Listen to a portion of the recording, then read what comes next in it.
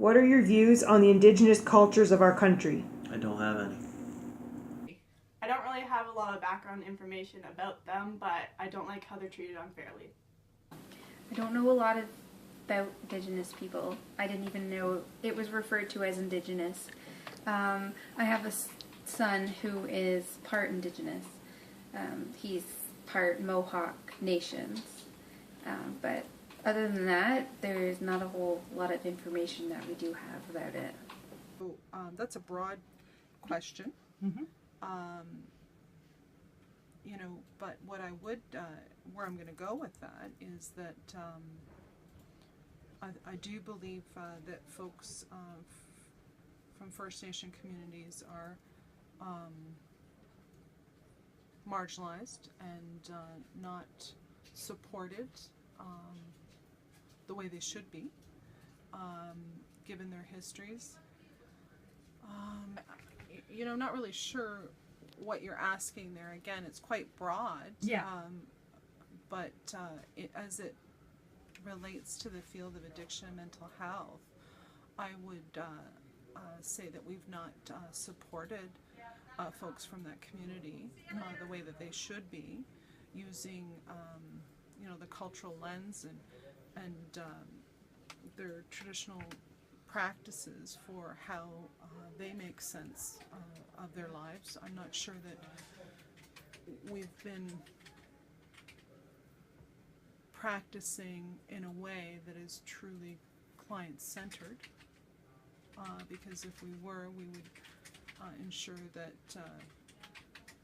their teachings and we'd be empowering their communities as opposed to simply trying to, treat using mainstream types of interventions. My views of Indigenous cultures in this country is the fact that they're not afraid to stick to their roots. Even though we were limited to where we can be, if we chose to stay on our reserves, we still make the best of it and make the best of what we can do, and we stick to where we should. We do what we know and we do it well. Well, if we're talking about all of the different peoples that are here, I think it's wonderful that we have so many people in this country, and they all get to know each other, they all intermingle well. I think it's great.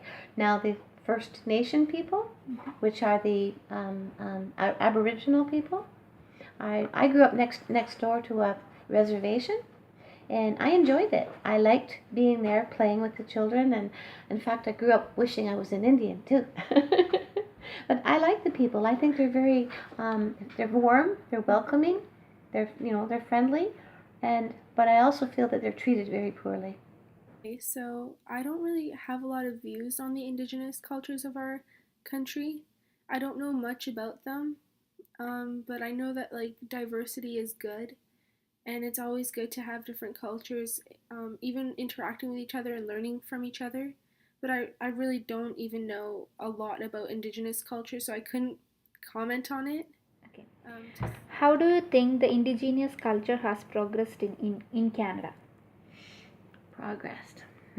Well, usually when you think of the word progress, it means it's gotten better or bigger. Well, I don't think that the Indian people here have been allowed to expand their cultures like they should have. It's taken a long time for the Indigenous people to get into certain workforces, certain avenues of work, even at school. They just never were allowed really to progress. They never appreciated, because I went to school with a lot of different ones. I don't think they were appreciated that they're very smart people. They're very, their cultures are very diverse.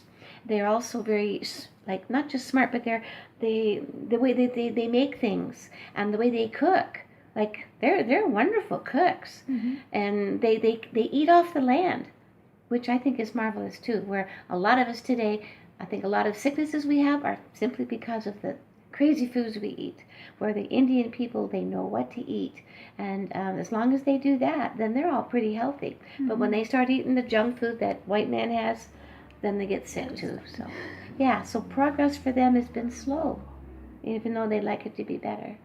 So when I say the progress is not good for the Indian people, it isn't because they haven't tried or that they aren't good enough to that, but it's, to me, it's because the white man has held them back. And the white man always thinks that they're better than everybody anyway, and that's what I think when I say the progress isn't what it should be for them, is because they've been held back. They're not treated fairly. Yeah, that's what I mean. I don't know much about them. I know that there had been some abuse in their culture, and that the government is trying to make amends. Other than that, not a whole lot. I don't know how to say if it has progressed or not, or how it has progressed, because I don't know much about it or the history of it. I mean, I know there were those residential schools, and there must have been progression from there, but I have no idea what it could be, if it was positive, if it was negative. I have no idea. I'm not sure how to answer how it has progressed. I think that you have a number of folks within the community that have been strong advocates in bringing it to the forefront, and I also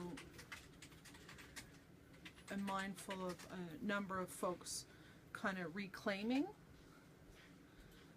parts of their heritage and parts of themselves as a result of these strong advocates in the community, so which is really nice to see.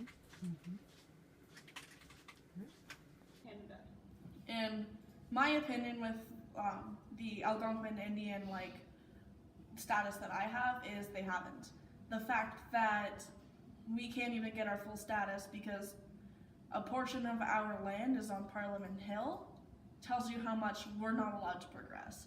We don't get tax off on things. The only thing that we do get as a status Indian is the fact that we can hunt and fish without a license. And that's not progression. I think they have progressed a little, but the government isn't doing as much as they could be for them. What are your views on substance abuse and the Indigenous cultures of our country? So, in terms of First Nation communities, I do think that whenever you have poverty and you have lack of opportunity to sustain and support yourself, it sets the stage for all kinds of other problems to surface. And so what we know is that these communities have been oppressed throughout history, and as a result of that we see high rates of prevalence with mental health and addictions, which is really no surprise given how individuals and communities have been oppressed throughout history. And it doesn't at all surprise me that when you look at rates of incarceration or of Indigenous peoples, we see higher rates as a result of that, which is really sad. I didn't know that it was an issue. I think that the environment they are in is unhealthy, so they think that the only way out is substance abuse. Substance abuse in the Indigenous cultures, I find, is a generalization that people who are not Indigenous like to put on people. I am Indigenous and I don't like to, I'm not whatsoever, I don't whatsoever abuse substances whatsoever. A lot of the people that I know don't abuse substances. This is a generalization that people have put on us and just put us all in one group and go, they all abuse substances. And I find that it's not as big of a problem as people want to make it out to be. They likely need help. I know that there is a lot of substance abuse in Native communities, Indigenous communities in Canada. And I think that has a lot to do with the residential schools and everything, and the abuse that they suffered from the Canadian government. And that was maybe how they learned to cope with it. But I don't know, I'm not really taught about it a lot, and that's out of my own research. I'm just kind of taught that they don't really exist anymore. Well, right from the time the white man came to Canada, and the States too, but Canada, they brought with them alcohol. Mhm. And the Indian people never really knew what that was like. But then, it's like all kinds of alcohol, drugs, whatever, it gets to be habit forming. And it made them feel funny, feel good for a while. But the abuse of it is that they just don't know when to quit. And of course, it's too readily available for them. And their lifestyle, they're forced into poverty, and so they turn to drugs or they turn to alcohol, and it makes it hard for them, for themselves, for their families, for everyone around them. And I just feel it's sad that they were what's the word? Not indoctrinated, but they were. It was pushed on them, and now they don't know how to quit. A lot of them, and it's become a problem for them. So that's, it's sad. It's just sad. I feel bad for them. What's your knowledge on Indigenous people and the relationships they have or may not have with social workers? Where I live now in Kincardine, Ontario, out on Saugeen is where my uncle's friend, she is Indigenous, and she's a social worker that works with other Indigenous kids and who have bad backgrounds, who do have parents who do have substance abuse. So substance abuse, again, does happen, but not as commonly as you would think. So, and she works with them every single day, and she gets them on the straight and narrow. She takes them out fishing, and she does stuff with them and works with them well. And that's a lot different than the mainstream social worker? Yeah, because I find that mainstream social worker is kind of the social worker who doesn't go as far as these people would.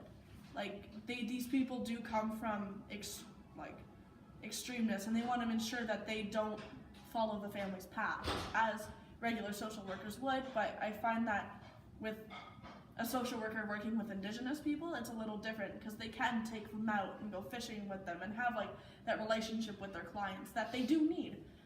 Most of the people that are going to social workers are children or teenagers, so they kind of need that big sister or big brother figure to look up to and do that stuff with that's not within their family.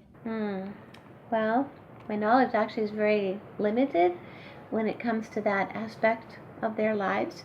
All I know is maybe what I see, TV, movies, or what other people tell me. But there again, I don't know as if they get enough of what they should have. Perhaps things could be more in depth for them, more time given to them for that sort of thing. But fortunately, I don't know too much about it. That's it. I know that probably after those residential schools, there wouldn't be a lot of trust between Indigenous people and, Canadian social workers or anything, and I wouldn't expect there to be. But other than that, I don't know a lot about this relationship. I'm not taught about it. Zero. I think there's not a lot of social workers in their community, so therefore the relationship would not be bidirectional. I didn't exactly know that they had relationships with social workers. I think it's stereotypical again. I don't know that every one of them have a relationship with a social worker, but it could be an issue as well. Well, I do think that the relationship between the helping profession and any community that's been oppressed and marginalized, like First Nation communities, is going to be strained. And while I know there's a number of efforts that have been made for folks to develop cultural competence in being able to work with different cultures and diversity, I'm not sure that we're where we need to be in being able to support Indigenous folks. I think it's important that we empower and stand beside them as allies, as opposed to moving in and taking over and applying the methods of intervention that are used with mainstream society.